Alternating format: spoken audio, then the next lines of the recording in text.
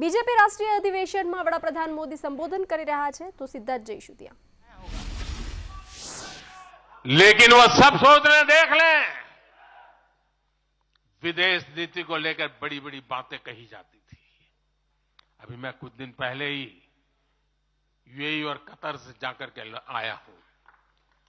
तमाम देशों से हमारे रिश्ते कैसे मजबूत हैं, ये आज दुनिया देख रही है। आज पश्चिमी एशिया के देशों से हमारे संबंध अब तक की सबसे मजबूत स्थिति में है। 2015 में जब मैं यूएई गया था पहली बार, आप हैरान हो जाएंगे, मेरे पहले 34 साल तक देश का प्रधानमंत्री वहां नहीं गया था। सोचिए किस तरह हमने उस पूरे क्षेत्र को छोड़ रखा था। कांग्रेस की सरकारें पूरे वेस्ट एशिया को सिर्फ पाकिस्तान के संदर्भ में देखा करती थी। उन्हें भारतीयों की शक्ति और उनके विश्वास पर भरोसा ही नहीं था। लेकिन आज भारत इस क्षेत्र से संबंधों का नया अध्याय लिख रहा है। पहले लोग सोचते थे कि बस तेल का इंपोर्ट कर लेते हैं और यहां से कुछ लेबर भेज देते हैं ताकि उनको रोजी रोटी मिल जाए। नहीं, अब ऐसा नहीं है। आज ट्रेड, टेक्नोलॉजी, टूरिज्म, ऐसे अनेक क्षेत्रों में हमारे संबंध बहुत बेहतर हैं और हम निरंतर विकास कर रहे हैं। यहां तक कि अरब के 5 देशों ने मुझे अपना सर्वोच्च सम्मान तक दिया है। यह सम्मान मोदी का नहीं है, 140 करोड़ भारतीयों के सामर्थ्य का सम्मान है। और भाइयों बहनों, विदेश नीति के जो भी जानकार हैं, वो विदेश से मिले हर संकेत भी पकड़ ले रहे होंगे। आज अलग अलग देशों में सत्ता और विपक्ष के दल ये खुलकर मानते हैं कि भारत के सशक्त होने से पूरी दुनिया का हित होने वाला है। ये पूरी दुनिया मानने लगी है। आज हर महाद्वीप में भारत का सम्मान, भारत की ताकत बढ़ रही है। हर देश भारत से गहरे संबंध बनाने पर जोर दे रहा है।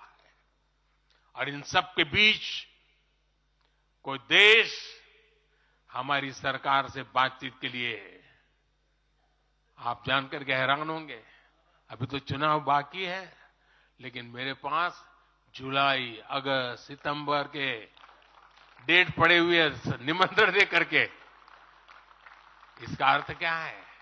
इसका अर्थ है कि दुनिया के विभिन्न देश भी बीजेपी की सरकार की वापसी को लेकर पूरी तरह आश्वस्त है। वो भी जानते हैं, दुनिया का हर देश जानता है, दुनिया की हर शक्ति जानती है, आएगा तो साथियों, कांग्रेस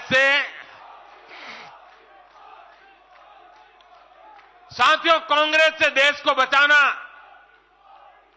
देश के हर नागरिक को बचाना, हमारे बच्चों का, हमारे युवाओं का भविष्य बचाना बीजेपी के प्रत्येक कार्यकर्ता का दायित्व है। कांग्रेस का ट्रैक रिकॉर्ड हम सभी के सामने है। कांग्रेस अस्थिरता की जननी है। कांग्रेस परिवारवाद की जननी है। कांग्रेस भ्रष्टाचार की जननी है। और कांग्रेस तुष्टीकरण की भी जननी है। 70 के दशक में जब देश में कांग्रेस के विरुद्ध गुस्सा बढ़ना शुरू हुआ, तो खुद को बचाने के लिए इसने अस्थिरता का सहारा लिया। हर नेता की सरकार कांग्रेस ने अस्थिर की। आज यहां प्रस्ताव के समय इसकी चर्चा आई है, तो मैं ज्यादा उसके लिए कहता नहीं हूं। आज भी ये लोग अस्थिरता पैदा करने के लिए नई नई साजिशें कर रहे हैं। इन लोगों ने मिलकर जो गठबंधन बनाया है उसकी भी यही पहचान है। कांग्रेस के पास विकास का एजेंडा नहीं है, फ्यूचर का रोड मैप नहीं है। ये देश को कभी भाषा के आधार पर तो कभी क्षेत्र के आधार पर बांटने में जुटे हुए हैं। साथियों, कांग्रेस का एक सबसे बड़ा पाप ये रहा है कि वो देश की सेनाओं का मनोबल तोड़ने से भी पीछे नहीं रहे। भारत की राष्ट्रीय सुरक्षा और सामरिक शक्ति को नुकसान पहुंचाने में कांग्रेस ने कोई कसर नहीं छोड़ी है। जब भी देश के रक्षा क्षेत्र में कोई बड़ा काम हुआ, जब हमारी सेनाओं ने कोई उपलब्धि हासिल की, कांग्रेस ने हर बार उन पर सवाल उठाए। आप सिर्फ सोचिए कि 5 साल पहले इन लोगों ने क्या कहा था। इन लोगों ने हर कोशिश की कि हमारी वायुसेना को राफेल जैसे एडवांस एयरक्राफ्ट न मिल पाए। इन्होंने अब प्रचार किया कि हिंदुस्तान एरोनॉटिकल लिमिटेड को, HAL को खत्म किया जा रहा है। ये लोग तो HAL के बाहर फोटो तक खींचवाने के लिए चले गए थे। लेकिन देखिए HAL आज कैसे धूमधाम से आगे बढ़ रहा है।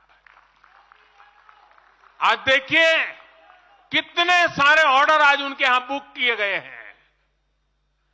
आप जरा देखिए HAL का मार्केट वैल्यू कितना बढ़ गया है। ये वही लोग हैं जिन्होंने हमारी सेनाओं के सर्जिकल स्ट्राइक करने पर उनके पराक्रम पर सवाल खड़ा कर दिया। जब एयर स्ट्राइक हुई तो उसकी सफलता के प्रमाण मांगे जाने लगे। कांग्रेस भारतीय सेनाओं के अपमान का कोई मौका नहीं छोड़ती। साथियों, कांग्रेस कितनी कंफ्यूज है, इसका उदाहरण मैं आपको देना चाहता हूं। कांग्रेस में लड़ाई चल रही है और बड़ी तगड़ी लड़ाई चल रही है, लेकिन मजा यह है कि सिद्धांतों की नहीं चल रही है, योजनाओं को समझ में नहीं चल रही है। लड़ाई क्या चल रही है आपको जानकर के आश्चर्य होगा। क्या लड़ाई है?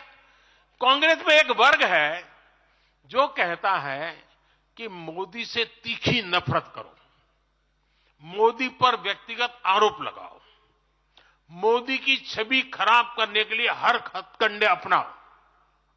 एक वर्ग है। कांग्रेस के अंदर एक दूसरा वर्ग भी है जो कांग्रेस की मूल परंपराओं से निकला हुआ है, जो कहता है कि मोदी पर व्यक्तिगत आरोप, नफरत से कांग्रेस को बाहर निकालो, इससे कांग्रेस को और ज्यादा नुकसान होता है।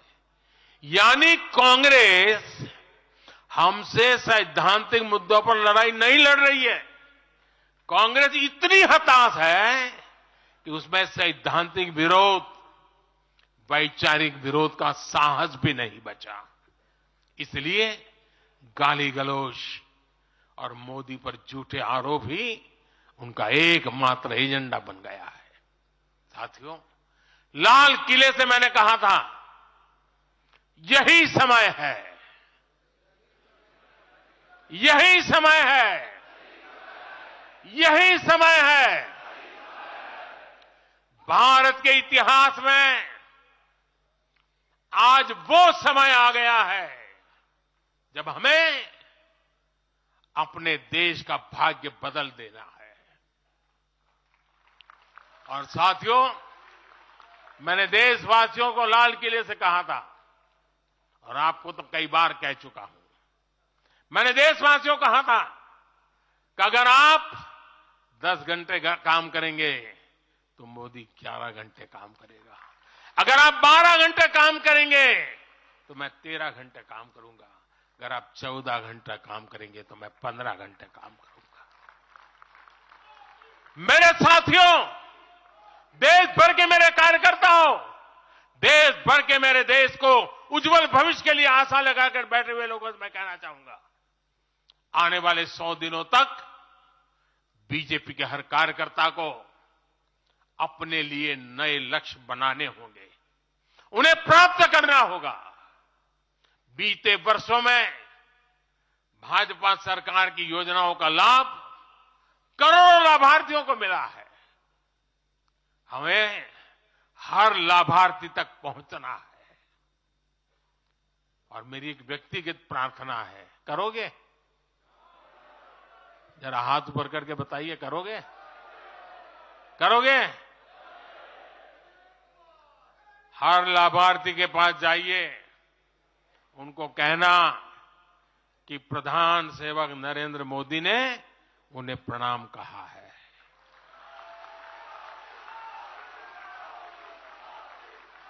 और इसमें आपको नमो ऐप से भी बहुत मदद मिलेगी।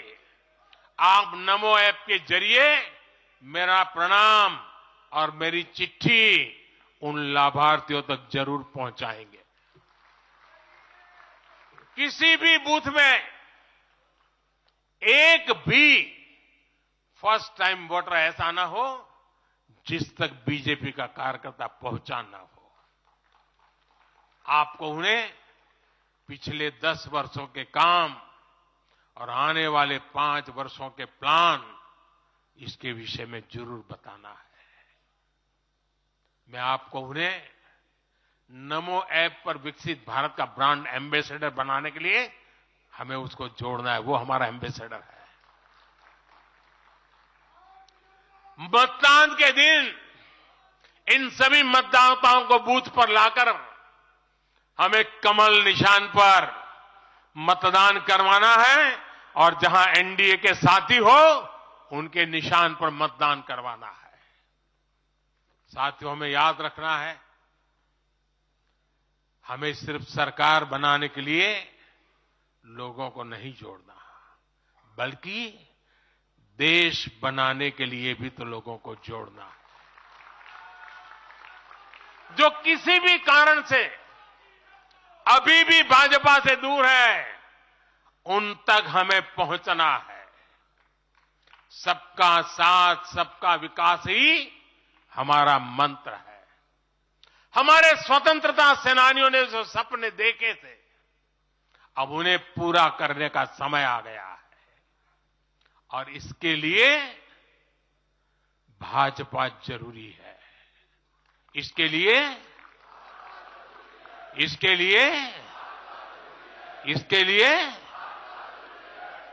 लिए भाजपा सरकार जरूरी है। आज देश की जनता कह रही है, भ्रष्टाचार पर सख्त कार्रवाई होती रहे, इसलिए महंगाई पर लगाम लगी रहे, इसलिए देश के दुश्मनों में डर बना रहे, इसलिए निवेश और नौकरी के अवसर बढ़ते रहे, इसलिए भारत तीसरी बड़ी सबसे आर्थिक ताकत बने, इसके लिए भारत में तेजी से इंफ्रास्ट्रक्चर का निर्माण हो, इसलिए आत्मनिर्भर भारत अभियान सफल हो, इसलिए करोड़ों भारतीयों को मुफ्त राशन मिलता रहे, इसलिए किसानों को सम्मान निधि मिलती रहे, 100% लाभार्थी तक तेजी से लाभ पहुंचे, इसलिए साथियों, आप यहां से एक नए संकल्प के साथ अपने क्षेत्र में जाएं। अब की बार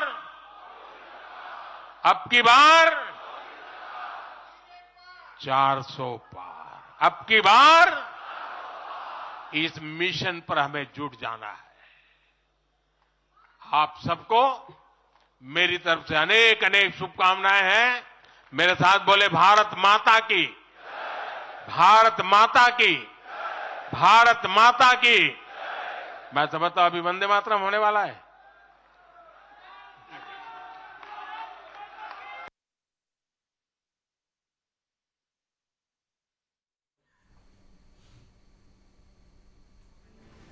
तो તો વડાપ્રધાન નરેન્દ્ર મોદીએ દિલ્હીના ભારત મંડપમ ખાતે બીજેપીના રાષ્ટ્રીય અધિવેશનના બીજા દિવસે સંબોધન કર્યું। પીએમ મોદીએ કહ્યું કે ભાજપના કાર્યકરો 24 કલાક દેશની સેવામાં લાગેલા છે, પરંતુ આવનારા 100 દિવસ નવી ઉર્જા અને નવા ઉત્સાહ સાથે કામ કરવાના છે। જૈન સંત વિદ્યાસાગરજી મહારાજ વિશે વાત કરતા વડાપ્રધાન નરેન્દ્ર મોદી ભાવુક થઈ ગયા હતા અને આ પહેલા ગૃહમંત્રી અમિત શાહે પણ તેમના 56 મિનિટના ભાષણમાં વડાપ્રધાન નરેન્દ્ર મોદીની 10 વર્ષની ઉપલબ્ધિ, રામલલ્લા, કોંગ્રેસ, રાહુલ ગાંધીના જીવનને લઈ અને સંબોધન કર્યું હતું।